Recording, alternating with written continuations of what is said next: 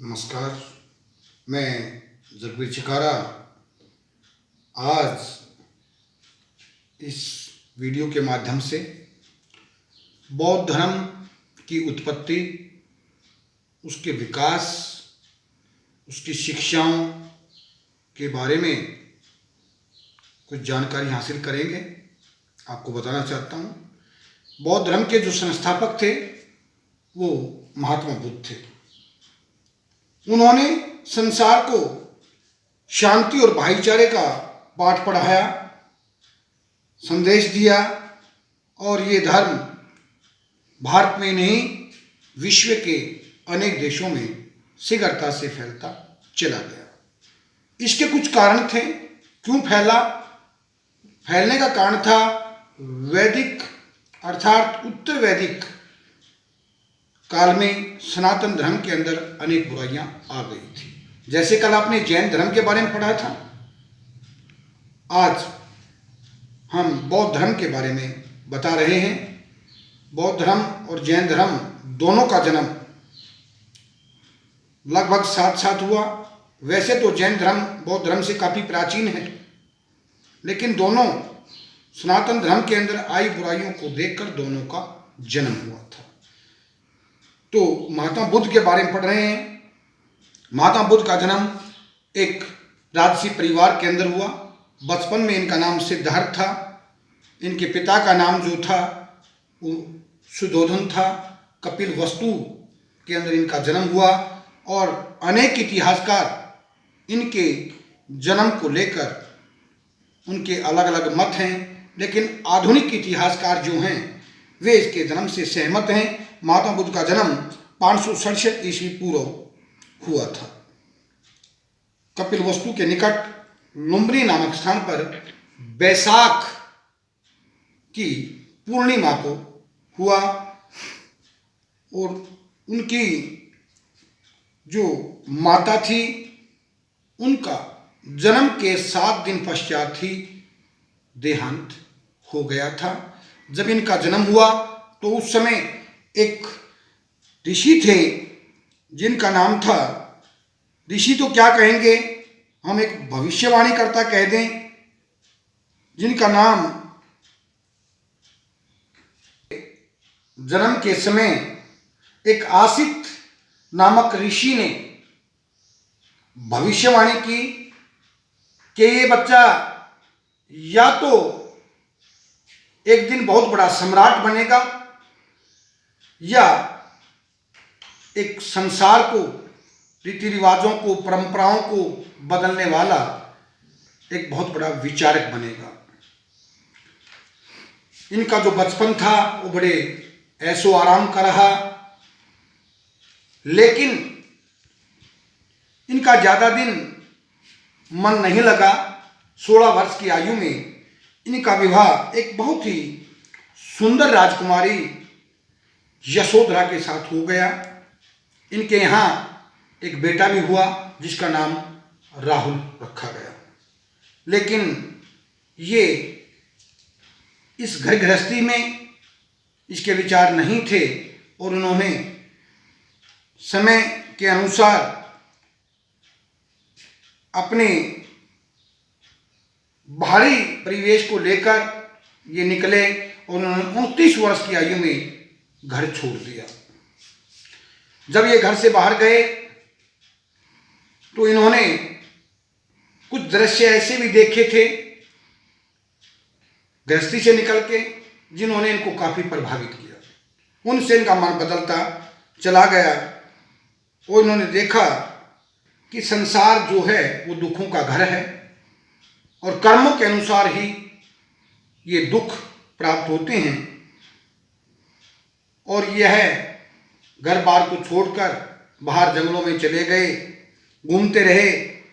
सबसे पहले ये मगध की राजधानी राजगृह, कुछ पुस्तकों में इसको राजगाह भी कहा गया है, वहाँ पर पहुँचे। वहाँ उन्होंने अपने 2 गुरुओं, जिनका नाम, एक का नाम अलार कलाम था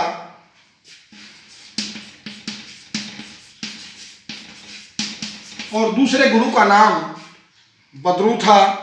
उनके संपर्क में आए, लेकिन इनको ज़्यादा शांति नहीं मिल पाई। वहाँ से ये चल पड़े। वहाँ से इसको 5 साथी मिले। इन्होंने 6 वर्ष तक कठोर तप किया, लेकिन कोई खास ज्ञान हासिल नहीं हुआ और ये निकल पड़ा। इसके साथी भी इसको छोड़कर बाहर चले गए और ये अंत में गया में, बिहार में एक स्थान है गया, वहाँ पर पहुँचे और इन्होंने 46 दिन तक एक तप किया, एक वट वृक्ष के नीचे, जहाँ इन्हें ज्ञान की प्राप्ति हुई। और ये जो ज्ञान की प्राप्ति हुई वो भी देखो समय के अनुसार, जैसे बैसाख की पूर्णिमा को इनका जन्म हुआ था, बैसाख की पूर्णिमा के दिन ही इन्हें ये ज्ञान की प्राप्ति हुई। और इस ज्ञान के कारण ये बुद्ध का मीन्स प्रज्ञान, बुद्ध का मीन्स यहाँ पर क्या है, प्रज्ञान। और तथागत जिसने सत्य को पा लिया है, तथागत का मतलब है जिसने सत्य को पा लिया है, ये कहलाए। जिन्होंने वृक्ष के नीचे बुद्ध को ज्ञान प्राप्त हुआ और वह वृक्ष महाबोधि वृक्ष के नाम से आज भी विख्यात है। और जिस उम्र में इन्होंने ज्ञान की प्राप्ति हुई उस समय इनकी आयु 35 वर्ष की थी। 35 वर्ष की उम्र के अंदर इन्होंने ज्ञान की प्राप्ति की। 29 वर्ष की आयु में घर का परित्याग किया। 16 वर्ष की आयु में इनका विवाह हुआ और 35 वर्ष की आयु में इन्होंने तप से ज्ञान की प्राप्ति कर ली। इन्होंने उसके बाद इसके जो 5 शिष्य थे, जो पुराने थे, जो छोड़ के चले गए थे, वो दोबारा फिर मिल गए और ये उनके साथ सारनाथ पहुँचे। इन्होंने पहला अपना प्रवचन अपने उन्हीं 5 साथियों को सारनाथ में दिया। पहला उपदेश सारनाथ में दिया। वे बुद्ध के अनुयायी बन गए और इस घटनाक्रम को धर्मचक्र परिवर्तन कहा जाता है। और अनेक राजा जो थे उस समय के, वो भी इसके संपर्क में आते चले गए। खुद इसके पिता, इसकी जो माता थी, जो जिसको माता का देहांत हो गया था, मौसी थी, वो भी, इसकी पत्नी भी और इसका बेटा भी इसके अनुयायी बन गए। इसके अलावा मगध के शासक बिंबिसार, अजातशत्रु, उसके अलावा प्रसेनजित, वैशाली की प्रसिद्ध वेश्या आम्रपाली भी इसकी शिष्य बनती चली गई। अर्थात उन्होंने इसके विचारों से प्रभावित होकर इस धर्म को अपना लिया। इसलिए जब ये 80 वर्ष की आयु थी, 487 ईस्वी पूर्व महात्मा बुद्ध कुशीनगर पहुँचे और उन्होंने बैसाख की पूर्णिमा के दिन ही अपने शरीर को त्याग दिया, अर्थात इन्हें निर्वाण की प्राप्ति हुई। इस संबंध में बौद्ध धर्म के इस घटना को महापरिनिर्वाण कहा जाता है। बौद्ध परंपरा के अनुसार इस महापरिनिर्वाण के पूर्व महात्मा बुद्ध ने अपने शिष्यों को एक अंतिम संदेश दिया था। जब अपने प्राणों को त्याग रहे थे, उसने कहा था कि तुम सब अपने लिए खुद ही ज्योति बनो, क्योंकि तुम्हें खुद ही अपनी मुक्ति का रास्ता ढूंढना है। और इस प्रकार उसने जो शिक्षाएं दी, उन शिक्षाओं के बारे में भी अभी आपको बताया जाएगा। ये तो महात्मा बुद्ध के जीवन के बारे में था, जो उसका जीवन काल था, किस तरह गुजरा, उसने क्या क्या अपनी शिक्षाएं दी, अपने उपदेश दिए।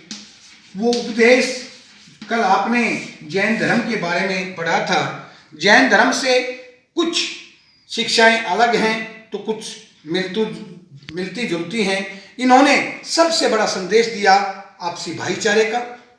कर्म के सिद्धांत पर इन्होंने बल दिया, संसार को दुखों का घर बताया और इस संसार को के दुखों के घर से निकलने के लिए सत्य की खोज, चोरी न करना, पाप न करना, झूठ न बोलना, अहिंसा का पालन करना, इस तरह के इसने रास्ते बताए।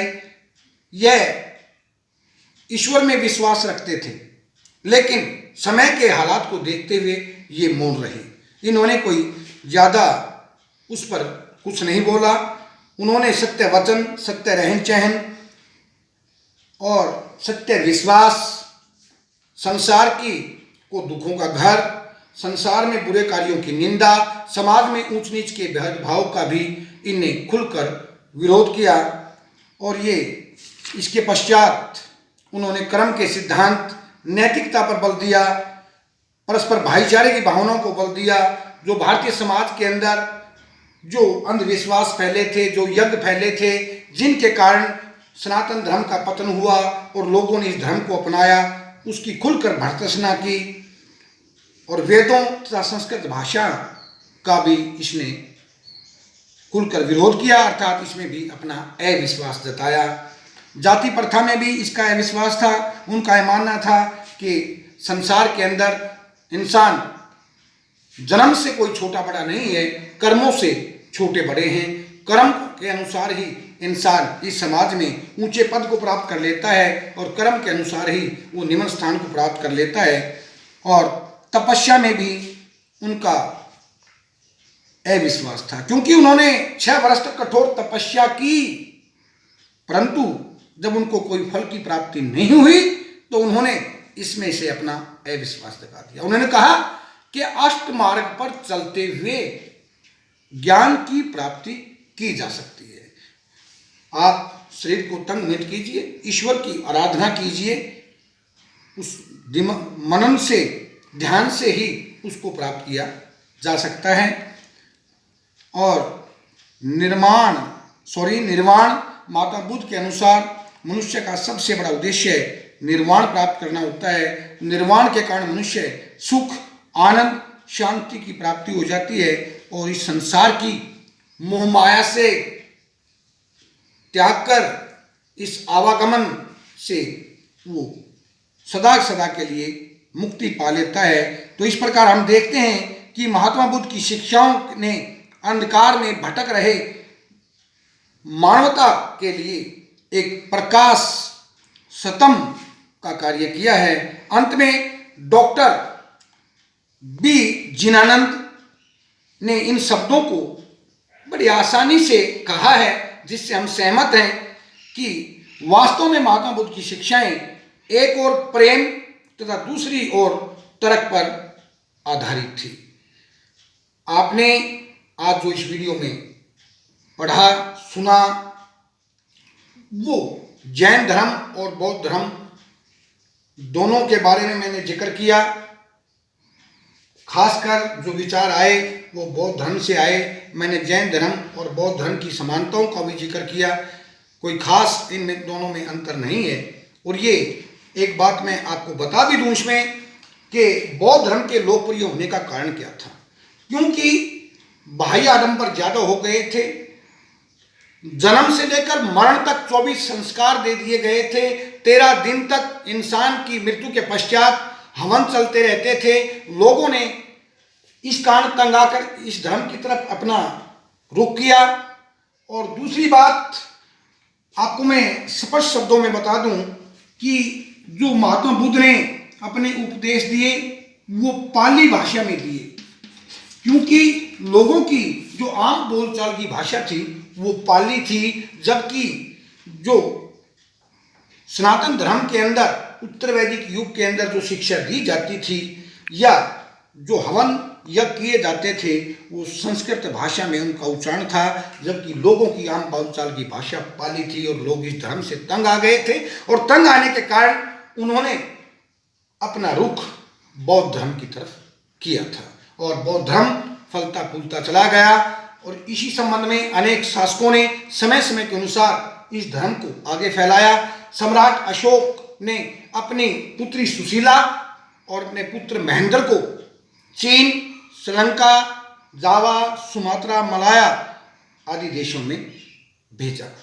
धन्यवाद, नमस्कार।